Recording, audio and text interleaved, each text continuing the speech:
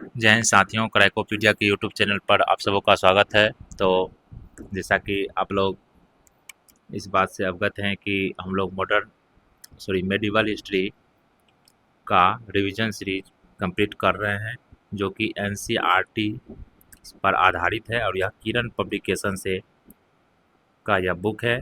तो one day exam के लिए, किसी भी one day exam, Bihar SI, Bihar police, BPSC teacher, railway, SSC, सभी वन डे एग्ज़ाम के लिए महत्वपूर्ण है। तो मराठा राज यहाँ से काफ़ी इम्पोर्टेंट प्रश्न बनते हैं। तो यहाँ इस चैप्टर से काफ़ी ही प्रश्न बनते हैं। तो चलिए शुरू करते हैं कि पहला प्रश्न है कि गुरिल्ला युद्ध का पथ प्रदर्शक कौन था? शिवाजी। गुरिल्ला युद्ध का पथ प्रदर्शक कौन था? तो शिवाजी।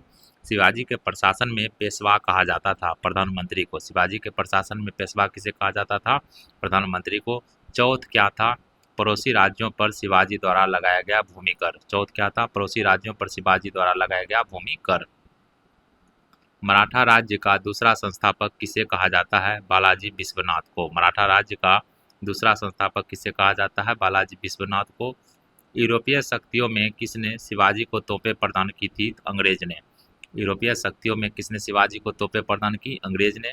शिवाजी ने मुगलों को किस संधि के द्वारा किलों को हस्तांतरित किया था? पुरंदर की संधि के द्वारा। शिवाजी ने मुगलों को किस संधि के द्वारा किलों को हस्तांतरित किया था? पुरंदर की संधि के द्वारा। शिवाजी का राज्याभिषेक कहाँ हुआ था? रायगढ़ में। शिवाजी का राज्याभिषेक कहाँ हुआ था? रायगढ़ में। किसके शासनकाल में मराठा प्रमुख संभाजी की हत्या कर दी गई थी? औरंगजेब के समय में। किसके शासनकाल में मराठा प्रमुख संभाजी की हत्या कर दी गई थी? औरंगजेब के समय में। शिवाजी के साम्राज्य की राजधानी कहाँ थी? रायगढ़ में। शिवाजी के साम्राज्य की राजधानी कहाँ थी? रायगढ़ में। पानीपत की तीसरी लड़ाई 1761 ईस्वी में किसके बीच हुई थी? तो पेशवा बाजीराव द्वितीय और अहमद शाह अब्दाली के बीच। पानीपत की तीसरी लड़ाई किसके बीच हुई थी? पेशवा बाजीराव द्वितीय और अहमद शाह अब्दाली के बीच। शिवाजी सर्वाधिक प्रभावित थे किससे? अपनी मां जीजाबाई से।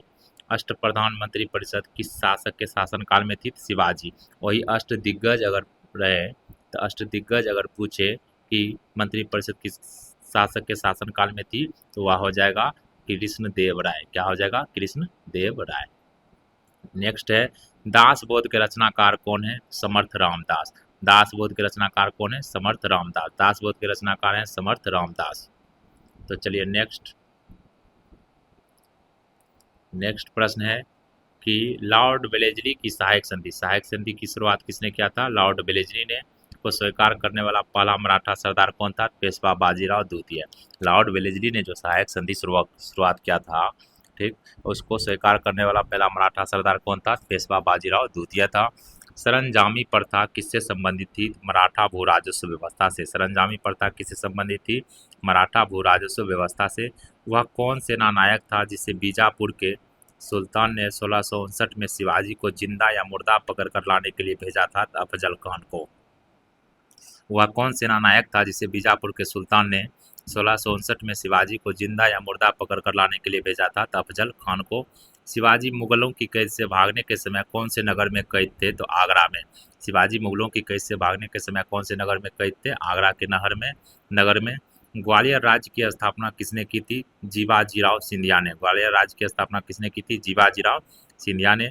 एक इतिहासकार ने पानीपत की तीसरी लड़ाई को स्वयं देखा, वह कौन था? काशीराज पंडित। एक इतिहासकार ने पानीपत की तीसरी लड़ाई को स्वयं देखा, तो वह कौन था? काशीराज पंडित। शिवाजी का जन्म कहाँ हुआ था? सिवनेर के दुर्ग में। शिवाजी का जन्म कहाँ हुआ था? सिवनेर के दुर्ग में। शिवाजी औरंगजेब के आगरा दरबार में कब उपस्थित हुआ था? 1666 ईस्वी में। शिवाजी औरंगजेब के आगरा दरबार में कब उपस्थित हुआ? 1666 ईस्वी में। संभाजी के बाद मराठा शासन को किसने सरल और कारगर बनाया था? तो बालाजी विश्वनाथ ने। संभाजी के बाद मराठा शासन को किसने सरल और कारगर बनाया था? बालाजी विश्वनाथ ने। शिवाजी के अष्टप्रधान का जो सदस्य विदेशी मामलों की देख रेख करता था, वह कौन था? सुमंत। शिवाजी के अष्टप्रधान का जो सदस्य विदेशी मामलों को देख रेख करता था, वह था सुमंत। शिवाजी के समय में अष्टप्रधान कहा जाता था 8 मंत्रियों की एक परिषद को। शिवाजी के समय में अष्टप्रधान कहा जाता था किसको? 8 मंत्रियों की एक परिषद को। शिवाजी ने कब छत्रपति की उपाधि धारण कर अपना राज्याभिषेक करवाया था? तो जून 1674 ईस्वी में। शिवाजी ने कब छत्रपति की उपाधि धारण कर अपना राज्याभिषेक करवाया था जून 1674 में। शिवाजी का अंतिम सैन्य अभियान था कर्नाटक अभियान। शिवाजी का अंतिम सैन्य अभियान कौन सा था? तो कर्नाटक अभियान था।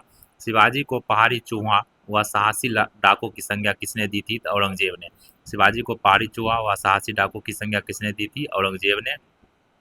औरंगजेब की मृत्यु के समय मराठा नेतृत्व किसके हाथों में था? ताराबाई के हाथों में से। औरंगजेब की मृत्यु के समय मराठा नेतृत्व किसके हाथों में था? ताराबाई के हाथों में। 1775 से 1782 के प्रथम आंग्ल मराठा युद्ध का क्या परिणाम था? किसी भी पक्ष की जीत नहीं हुई। 1775 से 82 के बीच जो प्रथम आंग्ल मराठा युद्ध हुआ उसमें परिणाम क्या निकला था? किसी भी पक्ष की जीत नहीं हुई।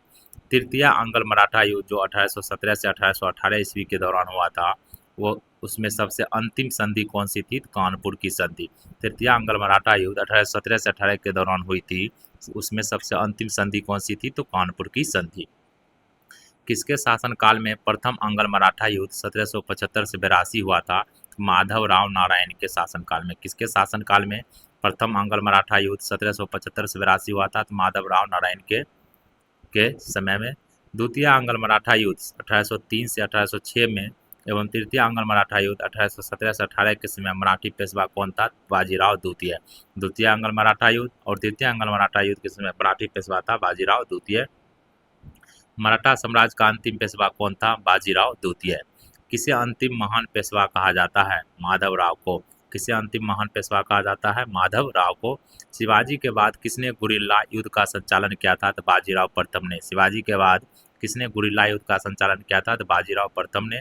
किस मराठा पेशवा को मैकियावेली कहा जाता था? नाना फडणवीस को। किस मराठा पेशवा को मैकियावेली कहा जाता था? तो नाना फडणवीस को। किसने पानीपत के तृतीय युद्ध में संगठित मराठा सेना का नेतृत्व किया था? सदाशिवराव सिंधिया ने। किसने पानीपत के तृतीय युद्ध में तृतीय युद्ध में संगठित मराठा सेना का नेतृत्व किया था? सदाशिवराव सिंधिया ने। किसने पुर्तगालियों से सालसेट एवं बेसिन के द्वीपों को छीना था? तो बाजीराव प्रथम ने। किसने पुर्तगालियों से सालसेट एवं बेसिन के द्वीपों को छीना था? तो बाजीराव प्रथम ने। मराठा साम्राज्य की सबसे बहादुर महिला कौन थी? ताराबाई। मराठा साम्राज्य की सबसे बहादुर महिला कौन थी? ताराबाई। शिवाजी ने मजबूत नौसेना का गठन किया था। शिवाजी का सर्वप्रथम नौसैनिक बेड़ा कहाँ स्थापित था? कोलाबा में। शिवाजी ने मजबूत नौसेना का गठन किया था। शिवाजी का सर्वप्रथम नौसैनिक बेड़ा कहाँ स्थापित था? कोलाबा में।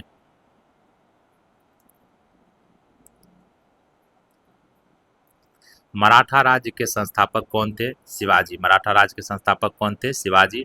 शिवाजी के पिता का नाम क्या था? शाहजी भोसले। शिवाजी के पिता का नाम क्या था? शाहजी भोसले। शिवाजी की माता का नाम क्या था? जीजाबाई। शिवाजी की माता का नाम क्या था? जीजाबाई।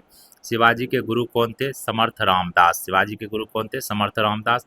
भीमसेन की किस पुस्तक से मुगल मराठा संबंध की जानकारी मिलती है? नुस्खा ए दिलकुशा। भीमसेन की किस पुस्तक से मुगल मराठा संबंध की जानकारी मिलती है? तो नुस्खा ए दिलकुशा। अफजल खान की शक्ति को कुचलकर शिवाजी ने किस दक्षिण राज्य पर अधिकार कर लिया? पन्हाला। पन्हाला पर। अफजल खान की शक्ति को कुचलकर शिवाजी ने किस दक्षिण राज्य पर अधिकार कर लिया? पन्हाला पर। शिवाजी के निर्देश पर किसने विस्तृत भू सर्वेक्षण किया था? अन्नाजी दत्तो ने। शिवाजी के निर्देश पर किसने विस्तृत भू सर्वेक्षण किया था? अन्नाजी दत्तो ने। चौथ वसूल करने वाले अधिकारी को क्या कहते थे? काम बिसदार। काम बिसदार। चौथ वसूल करने वाले अधिकारी को क्या कहते थे? काम बिसदार। विधवा पुनर्विवाह पर लगाया गया कौन सा कर था? पतदाम। विधवा पुनर्विवाह पर लगाया गया कर कौन सा था? तो पतदाम कर था। घुड़सवार सेना का एक नियमित संगठन कौन था? पागा। घुड़सवार सेना का एक नियमित संगठन कौन सा था? तो पागा। मावली कौन थे? मावली पहाड़ी लड़ाकू जाति। मावली कौन थे? पहाड़ी लड़ाकू जाति। घुड़सवार सेना का प्रधान कौन होता था? सर ए नौबत। घुड़सवार सेना का प्रधान कौन होता था? तो सर ए नौबत। घुड़सवार सेना का प्रधान होता था सर ए नौबत। मराठा काल में भूमि का लेखा जोखा कौन रखता था? कुलकर्णी, जिसे लेखपाल भी कहते हैं। मराठा काल में भूमि का लेखा जोखा कौन रखता था? कुलकर्णी, जिसे लेखपाल भी कहते हैं। मराठा प्रशासन में सैनिकों की भर्ती, सेना का प्रबंध और अनुशासन कौन बनाए रखता था?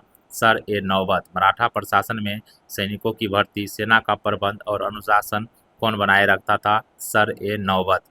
फौजदारी और दीवानी के मुकदमों में किस आधार पर न्याय किया जाता था? मनुस्मृति के आधार पर। फौजदारी और दीवानी के मुकदमों में मराठा साम्राज्य में किस आधार पर न्याय किया जाता था? तो मनुस्मृति के आधार पर। तो चलिए इस तरीक़ा से मराठा साम्राज्य समाप्त होता है। नेक्स्ट जो है अंतिम चैप्टर जो है विविध मध्यकालीन भारत का कंप्लीट करेंगे। तो चलिए इसे भी हम लोग अभी ही शुरू कर देते हैं। तो चलिए रहने देते हैं, नेक्स्ट वीडियो में हम इससे आगे को आगे कंप्लीट करेंगे और इस तरीक़ा से मेडिवल हिस्ट्री जो है किरण पब्लिकेशन से NCERT से कंप्लीट हो जाएगा। वीडियो देखने के लिए धन्यवाद।